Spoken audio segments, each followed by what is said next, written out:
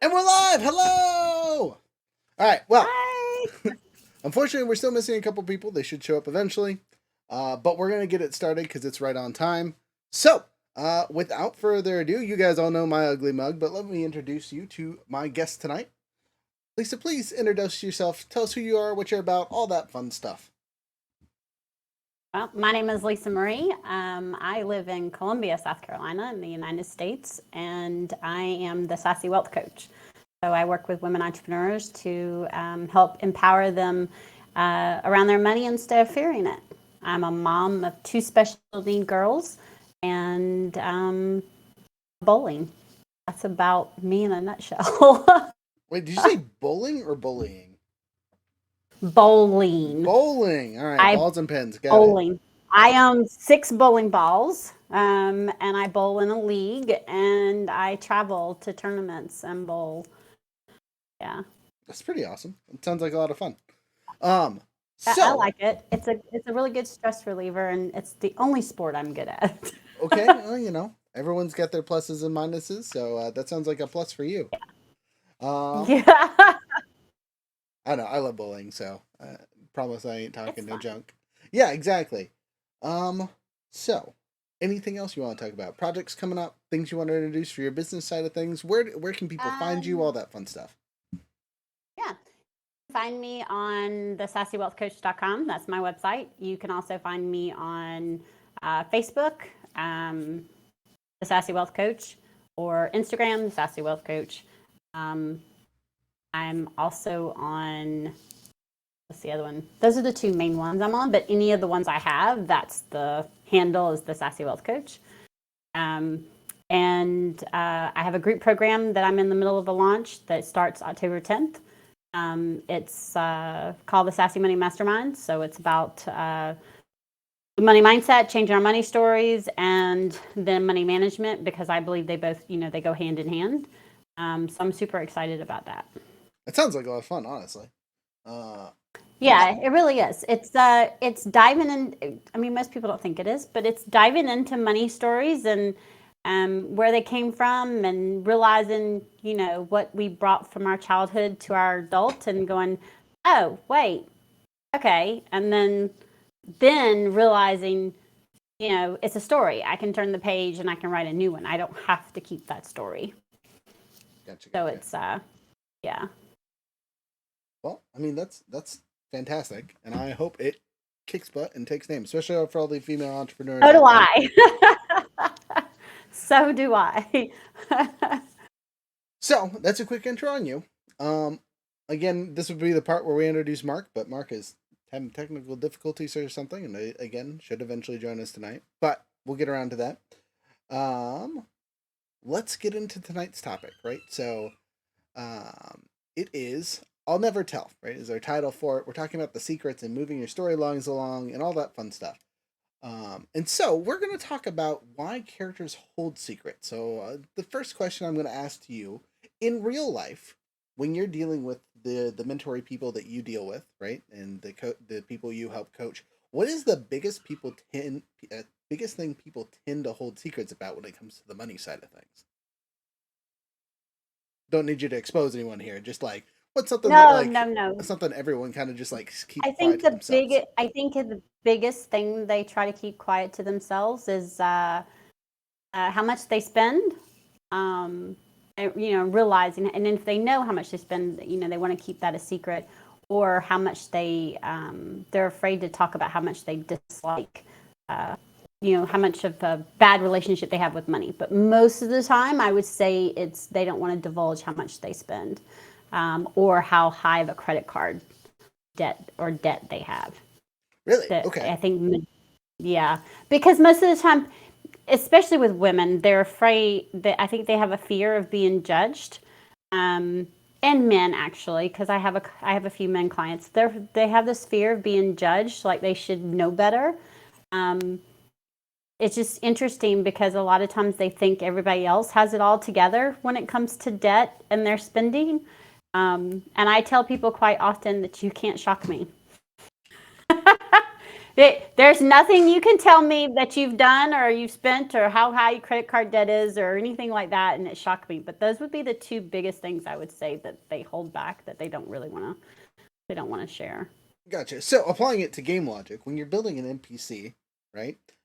Having the money side of things for it being a motivation and stuff like that is really going to help flush those characters out, especially if you leave notes, other things like that that hint to that for the players to kind of leverage against these NPCs and whatnot. Because just again from personal experience on your end, when those secrets do come out, how do your coaching people generally react? What's the reaction to those secrets popping out in the open? For the clients or for the other people that are in Both, there? both, yeah, either Both. or, yeah, yeah, yeah. Um, for my clients, it's normally relief. And then, because at first they're like, okay, it popped out. Are you going to judge me? And then when they realize there is no judgment, it's relief. And for everyone else, especially like the last round of my group program, they came. I think I had several ladies come out and go, "Oh, me too," or "Oh, I see you. This is where I was." It's like all of a sudden they realize they aren't alone and they're not the only one. Gotcha. Okay, so in a made-up scenario here, what if they were being judged? What if it was came out? How if it wasn't in such a positive environment like the stuff that you create in your Mm-hmm. crafting? What would happen to a person given just straight up? There it is. You now have to confront Uh, it. uh, Probably run and hide. I Okay. mean, you think about it. If you're being judged and you're being ridiculed for something, you're gonna go. You're gonna basically beat yourself up and you're gonna run and hide, So or going you're back. gonna get defensive and fight back. Okay, those are two perfect examples for moving your storylines along when you expose other people's secrets in your storyline campaigns. Now, it didn't necessarily have to be money or anything like that, but those two reactions there are going to fill basically every NPC you're going to find. They're either going to run or they're going to fight, right? And you, as GMs, players, all that fun stuff, can use this to railroad your story forward to get you to a new location if you make them run, right? Have them bring them back to the big bad boss or whoever they owe money to, or things like that, where they're running and hiding, or wherever their safe spot is, that you can have your players track them down and all that fun stuff. Or they're going to get defensive, right? And they're going to fight and do things, and you're going to have to figure out if you're subduing them or whatnot, right? Giving them the old stabby stab 26 times and then going through their corpse and finding the information you really needed. Whatever. Minimal judgment over here. If you're a murder hobo group, you're a murder hobo group, and we understand. So with that, um, those are generally the things that people focus on secrets. What they forget when we're going through things is holding secrets. To kind of touch on something that you held earlier, holding secrets makes people skittery. Right, is the easiest way to describe it. Right, they're going to be nervous. They're going to tick. They're going to all this other stuff. And once those secrets tend to be revealed, they drop that anxiousness. They start to focus. They're able to things because they're not holding back on whatever that thing is. So if you have a previous fight with this character and they were holding secrets or something along those lines, and you need an excuse for them to be powered down previously, you can have these secrets be there holding them back because they're nervous, they're upset, they're whatever that it is for holding on to these things. And when they get exposed, that's when they get their second wave, or they're suddenly much stronger or much more confident, or all those other things, because revealing those things generally empowers the person, whether they realize it consciously or subconsciously, right?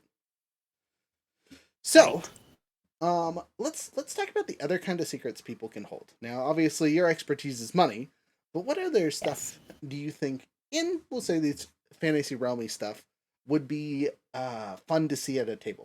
What would you expect to see for secrets that people will be holding? Oh goodness. Um, I mean, fantasy wise, you can have all kinds of secrets, This is right? true. I This is mean, true. Yep, yep, yep. We'll take generics. You don't have to be um, super specific.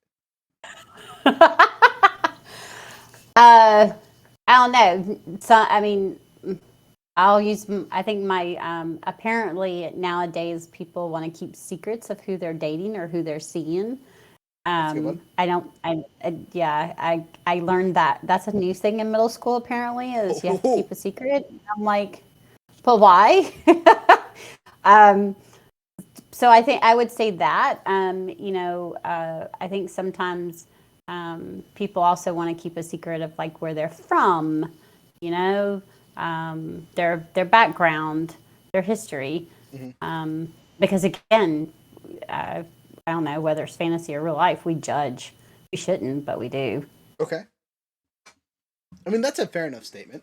So let's jump over to other people's reactions to these secrets, right? I'm gonna segue just a tad a little bit. And see what there's a message in the corner here. Let me type it out really quick. Mouse is being dumb. Two monitors are great until you need something to work. There it goes. Okay, so I for said that.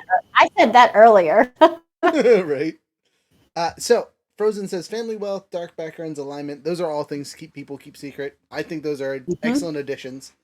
Family stuff is a really good one. You know, especially if you're playing with conflicted characters.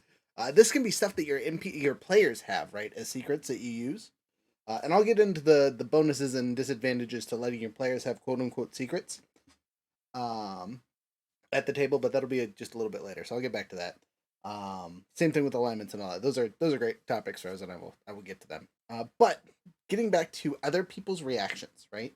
So in the relationship bits, those kind of secrets getting exposed have way more political silliness that could be going on in stories. Great plot lines for being like, okay, secret lover number one is princess from some other place, or just a rival family, another gang, whatever your setting fits the best for. But the Romeo and Juliet style romance added into things can really give you a bulk of back and forth missions, people that you start to care about or be invested in, that kind of stuff, right? Especially if you're playing a very small, tight knit campaign and not a world stomping adventure. Having those personal details that you get to learn about those people as you try to help them out or destroy the relationship, because sometimes your players aren't for it. Sometimes they're like, no, it ain't happening. They ain't part of the fam, whatever, right? Because that is just as fun for some of your players. So don't always use Romeo and Juliet. You can also be the guys cutting relationships off because they are beneficial or not beneficial or whatever, right? Um, but the exposing that's the word I'm trying to use. Part of that, and how it has effects on the other people. We kind of talked about this a little bit, but jumping back to you, how do other people react when these secrets come out? Like, have you ever had a session where you're like with spouses or other people involved in those financial entanglements with your clients that you've been like, all right, here's the details laid out. How did have you done that before? Just out of curiosity. No. Okay, well that's good. Safe space makes sense. You know what I mean. You don't really want to have a high tier negative Mhm. reaction when you're trying to work through stuff. So, um, Mhm. I mean, so on that note, though, would you say that having those people in a vicinity when those things come out be a major? There would be a major reaction. Yeah, I mean, depending on if it's a spouse and there's issues with communication on money, and my client has a business and she's trying to get things straight, and they have an issue with talking about money. Like I'll encourage them to talk about money, but if the other person is nearby, I think it causes animosity, Okay. tension between them, because if they're already having issues talking, right, and they've now got a third person who's from the outside looking in, one, who the hell do you think you are for giving advice on our situation? And now that animosity has just gotten worse. Okay. Right. So, for NPCs, players, all that fun stuff, you should definitely take that into account when you're role playing the other parties involved. With that, when you're exposing these secrets, the maximum effect in a negative way for when you have their friends or family in the nearby vicinity. If you're trying to make sure someone is telling you something you want to hear or giving you something you want to do, just bringing their yahoos along with you when their secrets could be exposed might be enough to tip the scales for the role play side of things. For the dice rolling, dice rolling's dice rolling. They're going to react how they react. But if you're doing the role play heavy side of this, bringing along that extra little cohort of significant other, children, grandchildren, whatever, right? All of that is going to have some major emotional influence with your NPCs. So with that, bringing them in, generally a negative reaction when these things come out.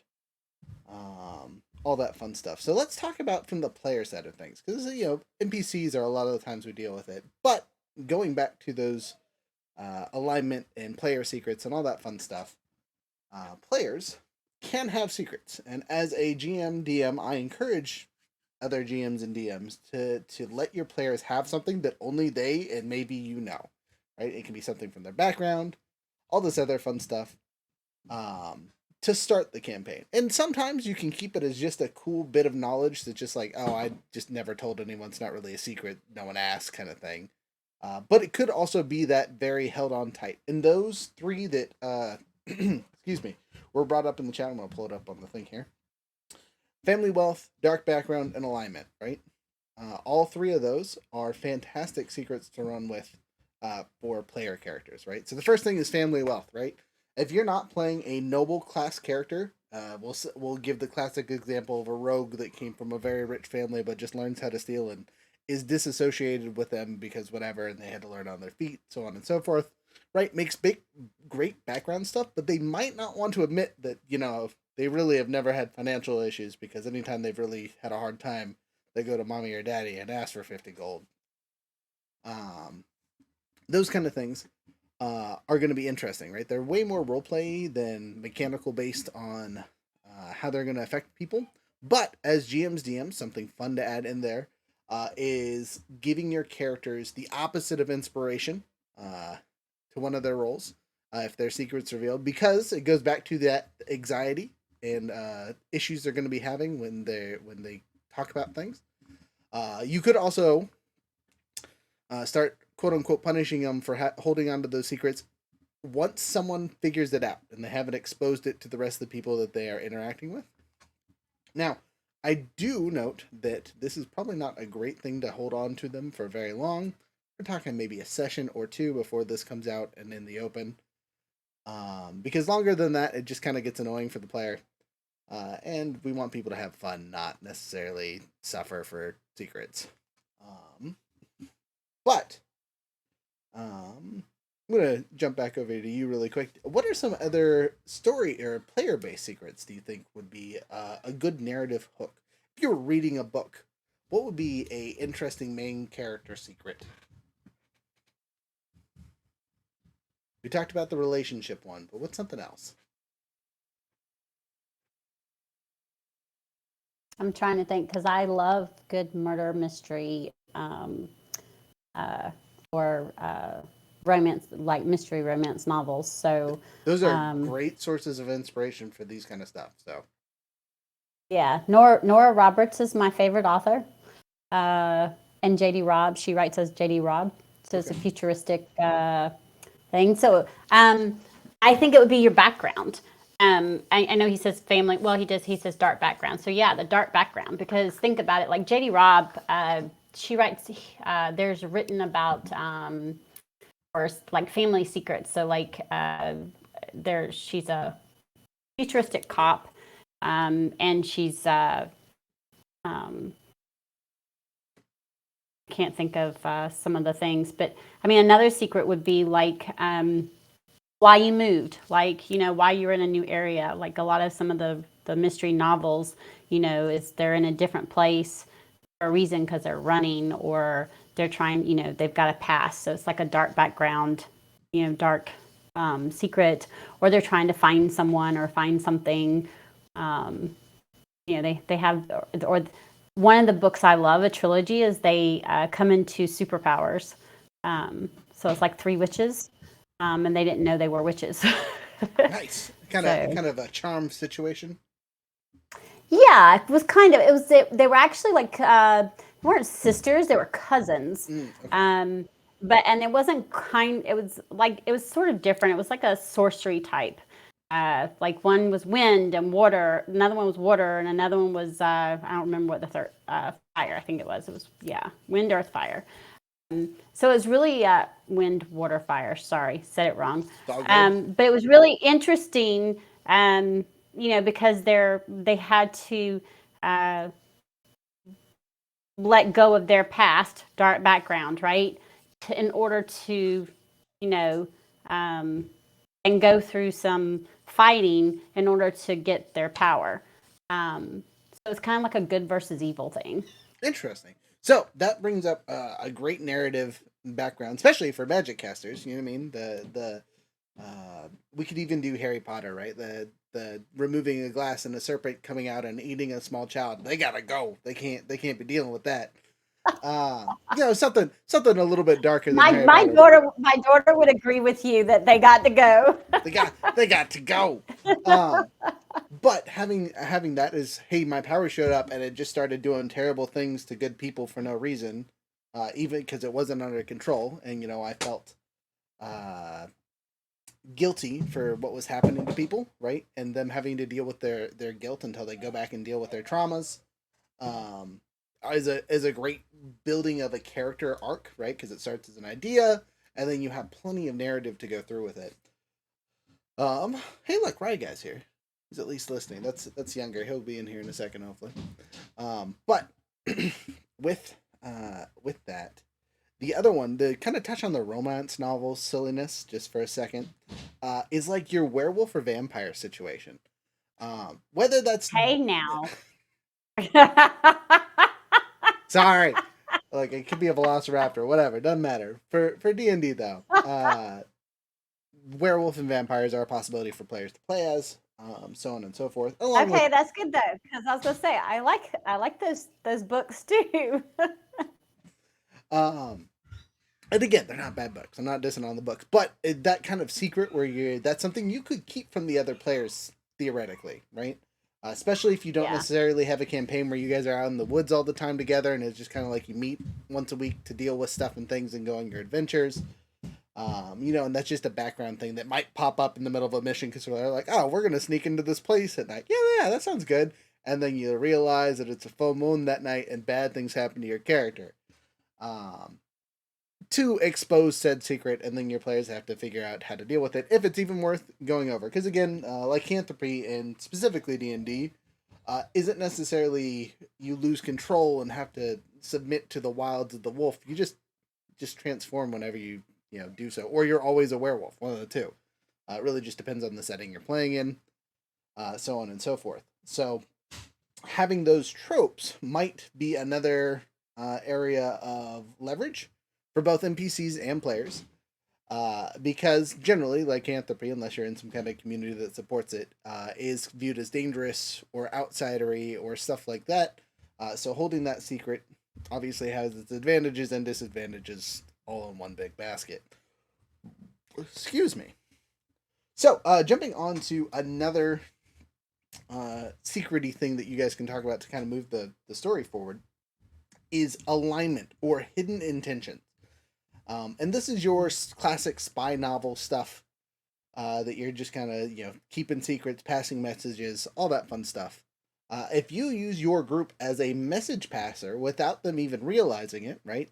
And this is something you can build in the background to kind of gotcha your players later on. It's one of those, I was the big bad the entire time, says the small goblin that's been traveling with the group the entire time. One of those situations, except for you guys are always delivering packages for people, or there's always a storefront that's like, hey, next time you see my buddy Bob down the road, can you tell him this? Something like that. And it can be innocent enough to where your players just kind of yada yada through it, no big deal. It's something that always happens. It's thrown in the background and then adds up to something big later. Um, and or as they're telling Bob something, Bob gets murked by someone, and they go and investigate who the heck was Bob. Why was he an important character? Why did this shop owner always ask us to deliver say something weird to him? All that fun stuff, and then you can rabbit hole your story and connect it to the shop, connect it to the whoever else, and push it through that way, right? Moving the story forward that way. Because the other stuff is great for background stuff, but it doesn't necessarily move your story. So using these secrets to push your story forward uh, is great, right? They're great for throwing in backgrounds, but once you start revealing them, you can move your story along heavily and fast. Which is why they're important to add from time to time. Sometimes they are your plot hook from out of nowhere, and sometimes they have been that subtle thing that your players could have dealt with 20 sessions ago, but just didn't have the time to do so.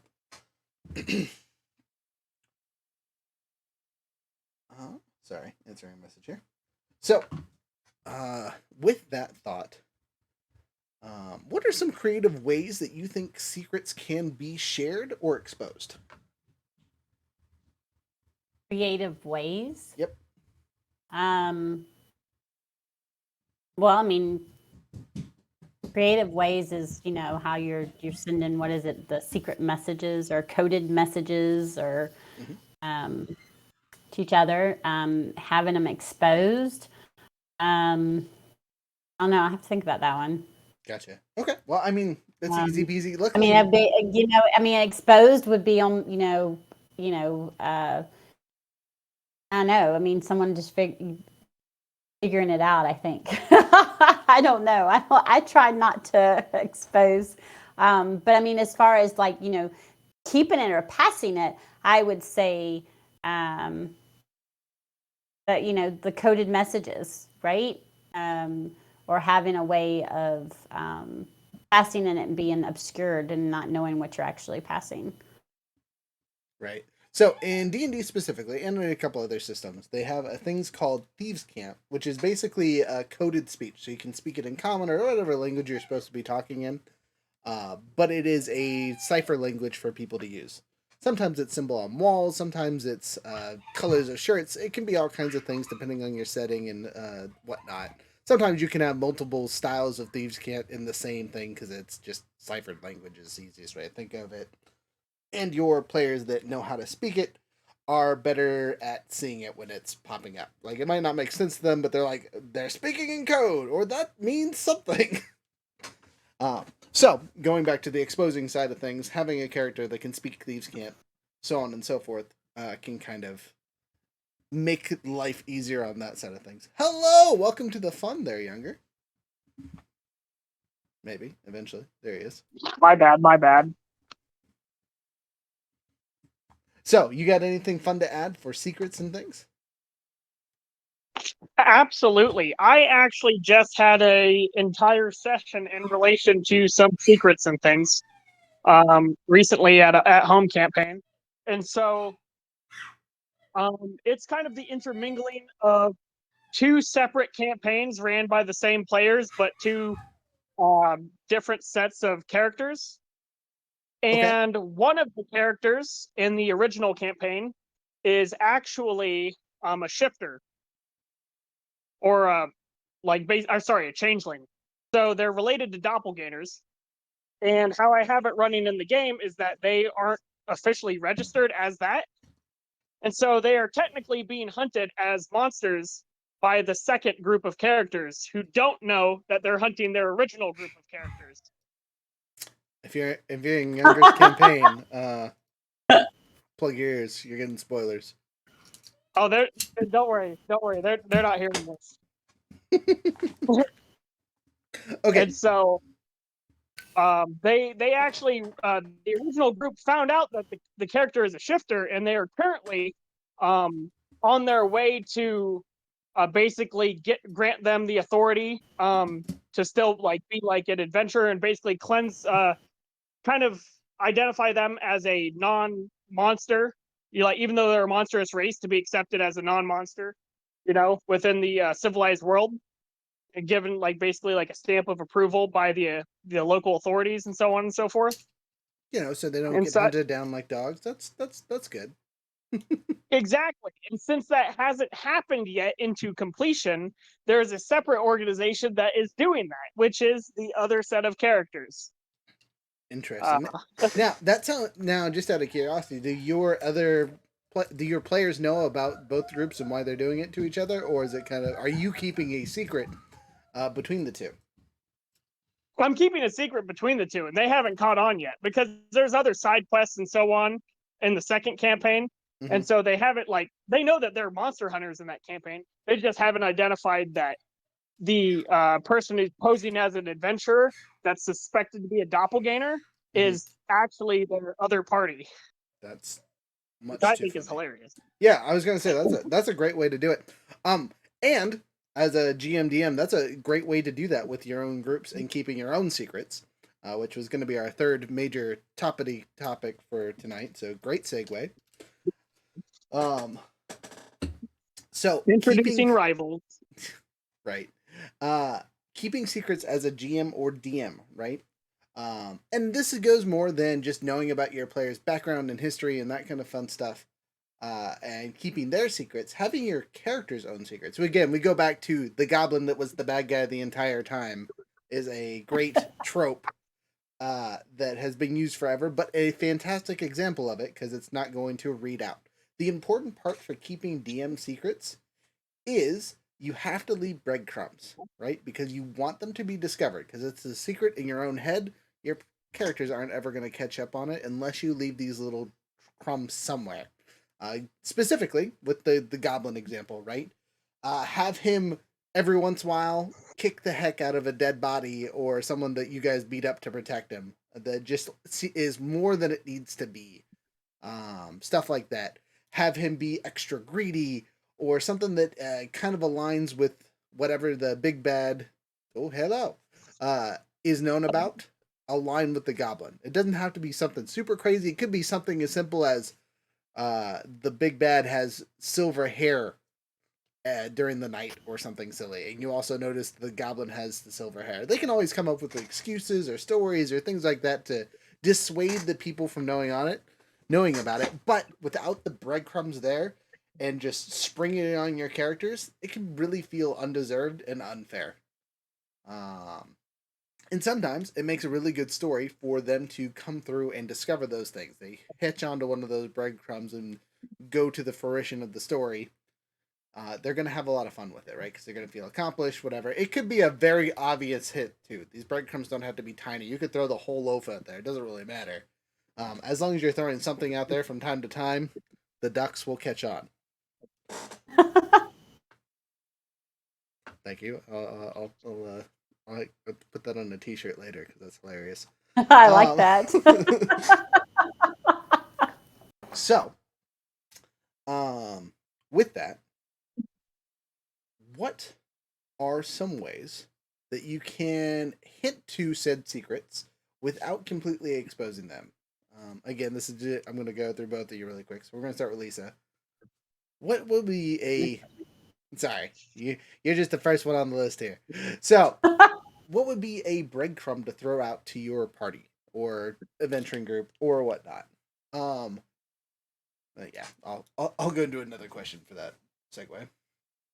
It depends on the secret, but I mean, Okay. if you're going to throw a breadcrumb, it would be, it could be an interest, I don't know, something, a word or something just associated or an event associated with the secret, you know what I mean, that you're trying to give them for them to remember or figure out.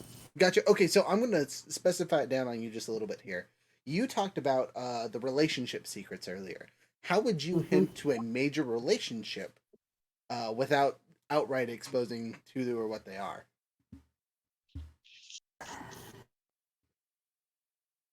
Yeah, because I was talking about middle school. Apparently, the middle schoolers now think it's a big thing that they have to keep secrets. They're not supposed to tell nobody's supposed to know if they're quote unquote dating, although I tell my daughter she's not old enough to date. So, I don't know. A breadcrumb would probably be leaving like a place where they both would be at the same time. Like if you know their routine, and say breadcrumb would be like, hey, go to this particular place at this particular time. Gotcha. Okay, so having their stuff overlap with or without the adventurers being there, and just have it be like they're always at the sundial at noon for some reason. Right. Okay, that's a fantastic way to leave that breadcrumb for people to see, because you can say it multiple times, right, and see if your players catch on. Like, oh, I just go through my day, blah blah blah. At noon, I go to the thing, and then a couple days later, when they're dealing with the other half of the equation, they say something similar. At noon I always go to the thing, blah blah blah, whatever. And if your players catch on to it, sweet, breadcrumbs successfully deployed. If not, they're just soggy in the water, and it's whatever. Going back to the duck references. Those are my players. Those are your players currently. All right, Rye Guy.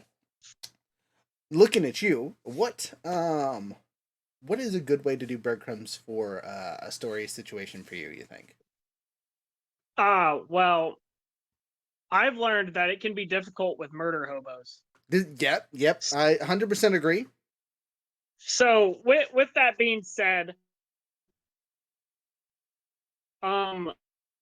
leaving breadcrumbs can be things like if the adventurers are going to go and do something within a particular dungeon or something, and there was a clue left behind. Maybe it was a direct letter like, "Oh yeah, deposit this stuff like 300 ducks inside this chest," and the chest is locked. And it's probably not full of 300 ducks. I don't know. You could fit 300 ducks in a large enough chest. No judgment here. I mean, you could, but we all know that it's probably something other than duck. Fair. Most likely. So you could give pretty obvious hints like that, where it's like, oh, look, this is obviously out of the ordinary. We should further investigate. Okay. Something to that effect. Direct notes are great ways to be breadcrumbs. I mean, that's straight up as evidence.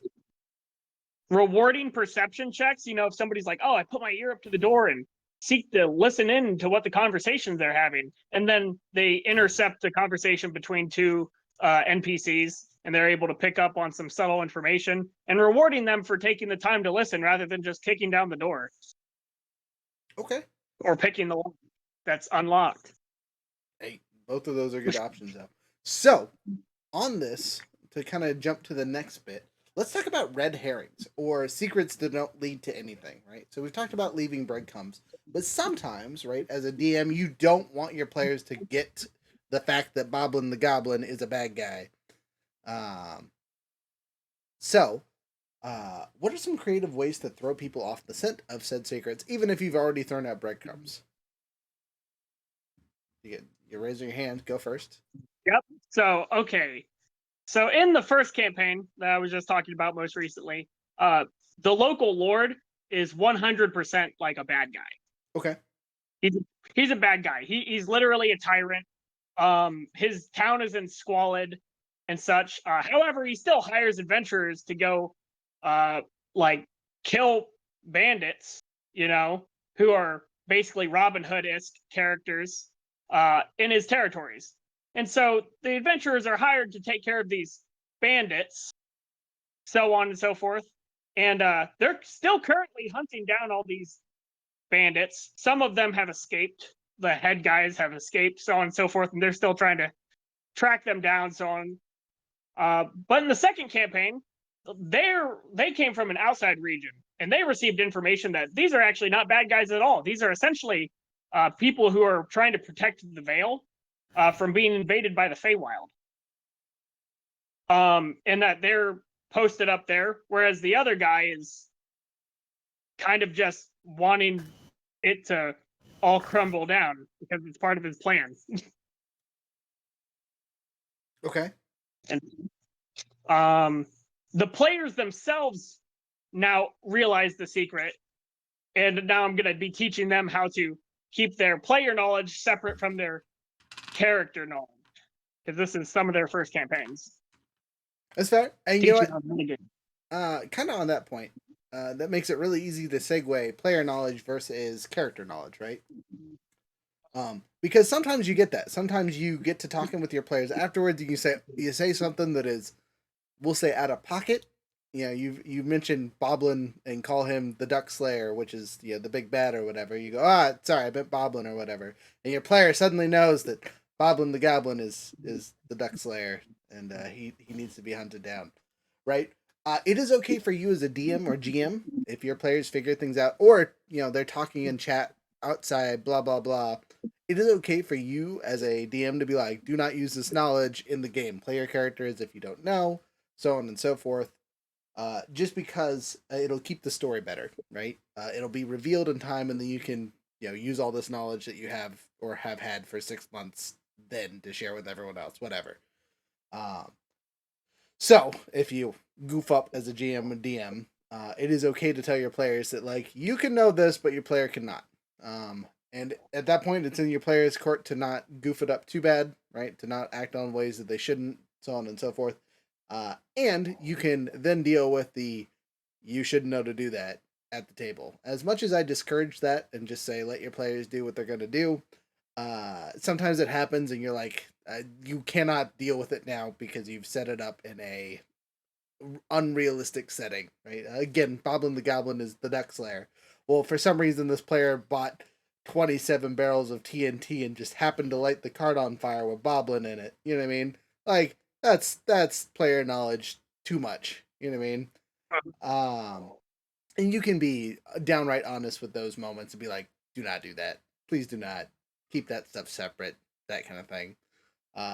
Same thing with if the player knows something and they don't ever trust anything Boblin does, or suddenly start being mean to the goblin out of nowhere. Like they were best friends and then they figured it out. We're like, oh no, this is a bad guy. If they start acting like that, you can pull your players to the side. This is more table manners than in-game manners. And tell them that there will be consequences to their actions. Killing Boblin before he's supposed to be dead will release a worse enemy. The Trask will come out and they will have a bad day. Whatever. And it's okay to threaten your players with actually a war hero the demon army. The goblins coming back as a demon. Yeah, whatever. Threaten your players as much as you need to threaten your players. But it's okay to do so to keep the story intact for the rest of the people that might not know. And sometimes the whole table knows. Like you said, you have a group that is playing a group and then with another group, right? It is okay to tell and so they feel like they know the secret. They feel like they know the secret, but they still don't know that they're actually still hunting down the other party. Right. Because they're like, oh, we just found out that the main guy who's been hiring us is a bad dude. That's the big secret. And it's like, actually, your other party is still hunting down your other party because they're bad guys. Right. Which, but let's say they figure it out and know that they're hunting their own yahoos. They'll need a moment to realize that it's part of the story and they got to play through it, right? And as a GM or DM, sometimes you just got to help people work through those instances where they're having a hard time by giving them suggestions. Because at the end of the day, for all these TTRPGs we play, it's in the player's hands for what they choose to do. If they choose to do something or something out of character, all that fun stuff, we can't really force them to have the time that we want them to have. They're going to have their own experiences and things like that. Kind of jumping back to the money coach here, it's kind of like when you're guiding your clients to do the right things and how to spend their money, right? They have to come to that decision with your coaching, right? They have to make those choices on their own, right? Like, can you tell me on that side how that process works a little bit more? Yeah, I tell my clients that it's not a this or that or choosing what you're going to do or whatever, but it's taking a deep dive into your spending habits so that you actually know what they are. Because we have debit cards and credit cards so easily now that all we do is swipe, and 9 times, majority of us don't even think about it. And now all you got to do is tap, right? Or pull it up on your phone and just, that you don't even have to pull out the card. I do. I don't have it hooked to my phone, but a lot of people do, right? They've got it through their Apple Pay or whatever, and all they've got to do is just, touch their phone to it and it's done. Well, because it's so easy, we don't think about it. And so what I tell them is, do a deep dive on it. And then when we do the deep dive and they've highlighted and then they got the expenses, now, okay, it's been shown to you, this is how much you're spending out to eat. This is how much you're spending in, groceries. And normally it's the out to eat that is personal size that's like, oh, wow, did not realize that.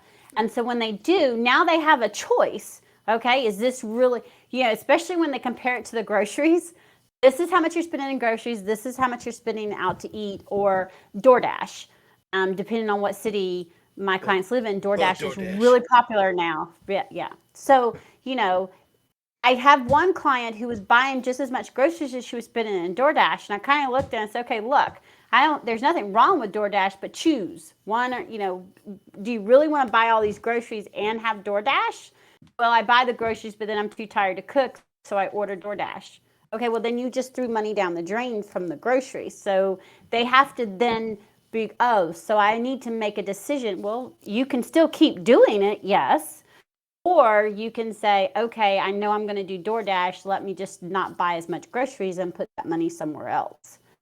But they have, once they have the facts in front of them, they get to make that decision. I tell them I can make suggestions, but they ultimately have to make the decision, because if you want to spend $450 a month out to eat, that's your choice, right? But I tell people having the knowledge and actually knowing is where the power is, because majority of us don't actually know. So, I tell people what I do every quarter, so literally at the end of the 3 months, every quarter, the very following month, I pull 3 months of my bank statements or my credit card statements, whichever one I use, and I do a deep dive every single quarter for my gas, for groceries, for out to eat, to see if it's aligned where I was wanting it. And if it's not, okay, am I okay with what I'm spending, or do I need to do something to adjust it?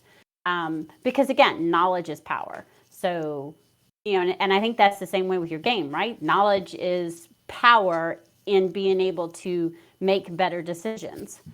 So I 100% agree with that statement. I actually have a lot of really good takeaways from what you said that can be applied to your characters, right? So the first thing is, when those characters get that extra knowledge, right, you can sit them down and have a deep dive on those characters, right? Specifically jump into whatever they're doing and be like, why would they do the things that they are doing? What is your pulling up your account, right? They're pulling up their equivalent of how much they're spending on the character combat wise, how much they're spending it on, how they're talking, all this other fun stuff, right? And if they deep dive into their character, they can kind of make sure that they understand what their character should be doing and the directions they should be going, right? But like you said, they got to make the choice. You can walk them through it, get to that point, but they're going to take and make the decision to play the character the quote unquote appropriate You way can for give the them story. all the breadcrumbs that they need, all the facts that they need, but ultimately it's their decision. So keep that in mind when you're telling your players to not metagame. You got to give them reasons why not to, right? There's got to be a buy-in, as they say, for what they're doing, right? They have to buy what you're selling. They got to explain why this is the best story, whatever. Let's see. Some of my players' characters can't even do budgets. Don't get me started on budgets. So with that, I think we got one more kind of point of topic, and then we will fade out into blackness over here. What you got there, Younger? What's the one more point? Oh, okay. Sorry, I thought you were raising your hand in the corner there. So with the secrets, right? Wrapping it back up to everything we've been talking about this whole time. They are going to propel your story forward, right? Who uses them and how they use them is going to affect which parts of the story they move. If it is about an NPC or a player and their backstories and things like that, it is going to build their character better, right? You're going to have more of a narrative, all that fun stuff. Whereas if you're using it to be like, can you find the clues, Carmen Sandiego? Where's she at? Kind of thing.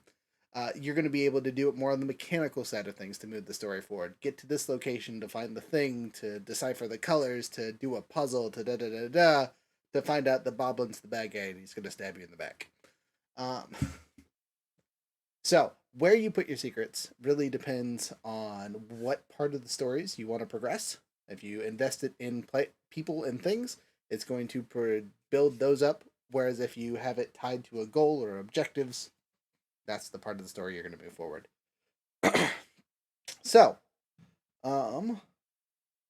that's really all I had to say for that. So I think it's a good wrap up point. Final thoughts. Sorry, I know it was kind of rambly bit there at the end. But final thoughts. Where are your guys' heads at? All that fun stuff. Kind of on the whole topic in general.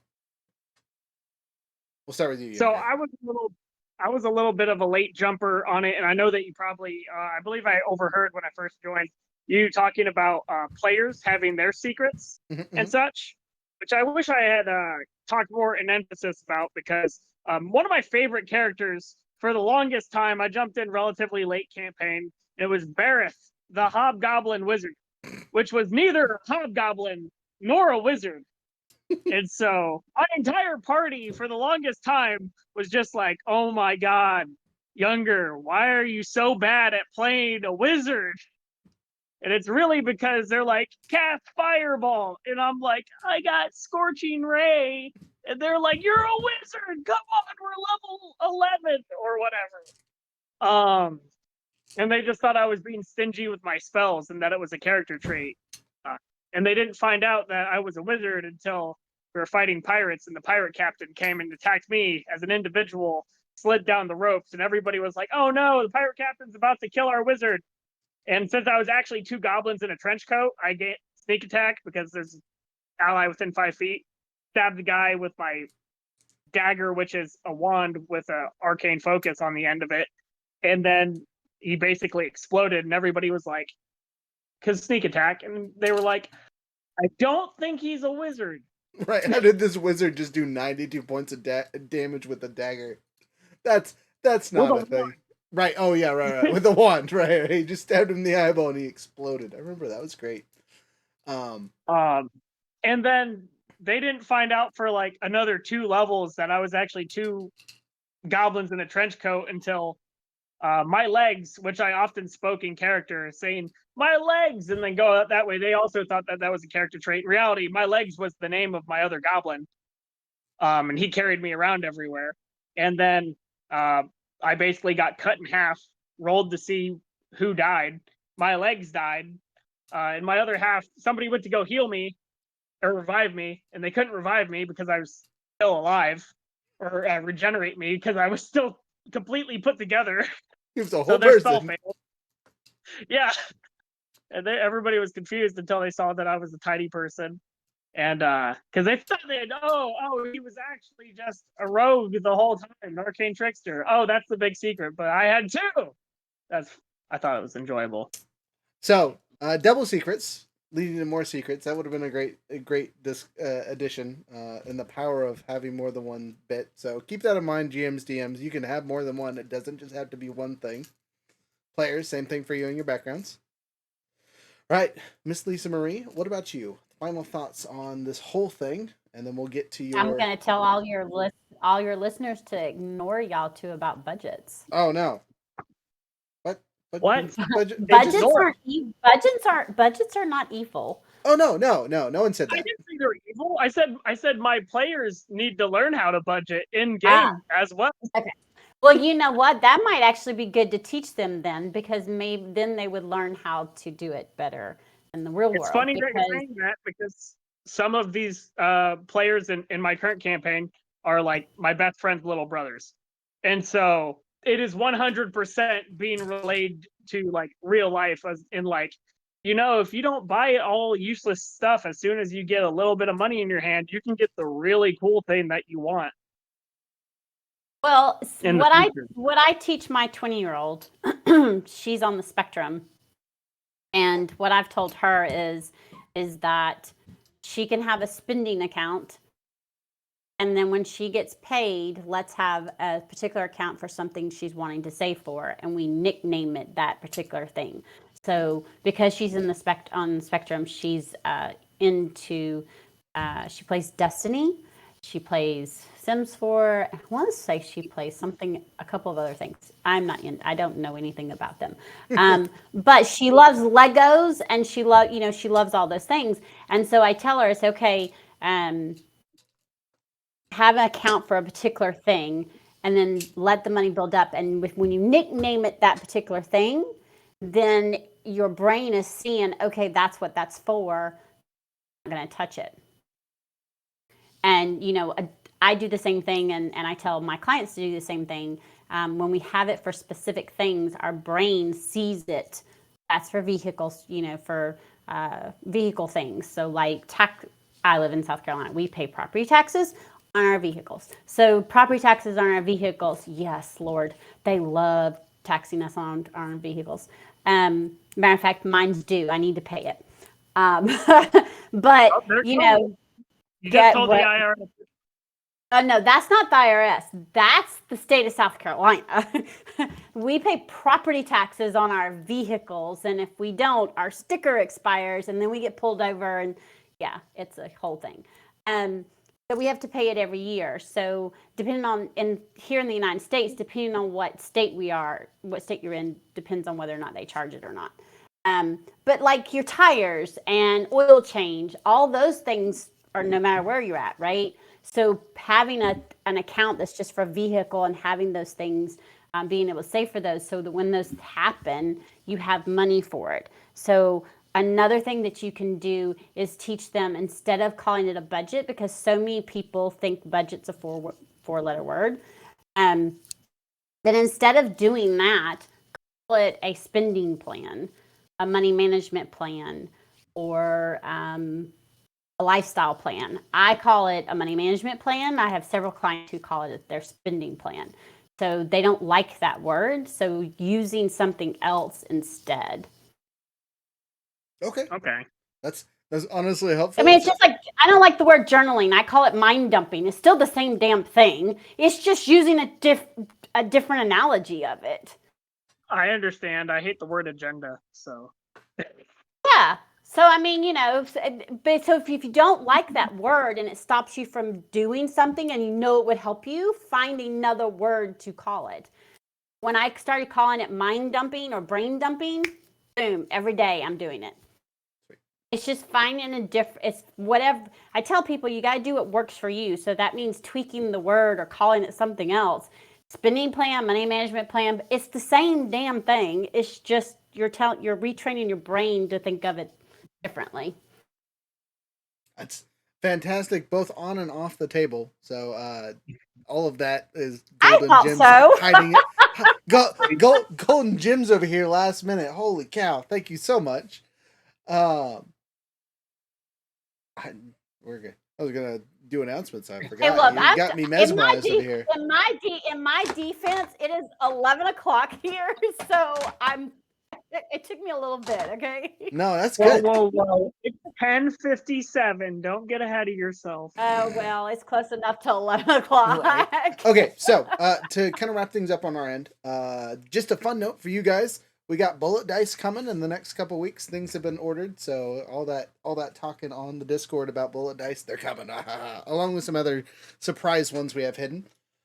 I don't think our next event is until the end of October, so I don't think we have anything else this month for events and things. So if you guys need or want to talk to us, come in person, come bug us over whatever, cool beans. The code for this month is still Stalemate 907. Stalemate 907. Are you going to be at a particular location at a particular time of the week? Not till next month. Okay. I was just asking. Yeah, I still got to figure that out. That's talking about secrets. There's a secret for the rest of you. Breadcrumbs. Breadcrumb. There it is. I was going to say that. Tied in there. I like that. Dropping. So, with all that being said, thank you so much for being here. Obviously, stick around after we're done. We got to talk to you about something. And then, yeah, with adventure in mind, everybody, have a wonderful time. Unfortunately, we didn't get Mark today, so hopefully he shows up in another podcast. But that's okay. Things happen. I'm trying to think of anything else we need to go over. You got anything for him? I believe you mostly covered it, since those things aren't happening yet. All right, they happen cool next month. All right, cool. All right, well, I'm gonna turn our faces off and do the. Actually, yeah, we're gonna see you guys dance. It's gonna be great. All right, bye, everybody. I actually have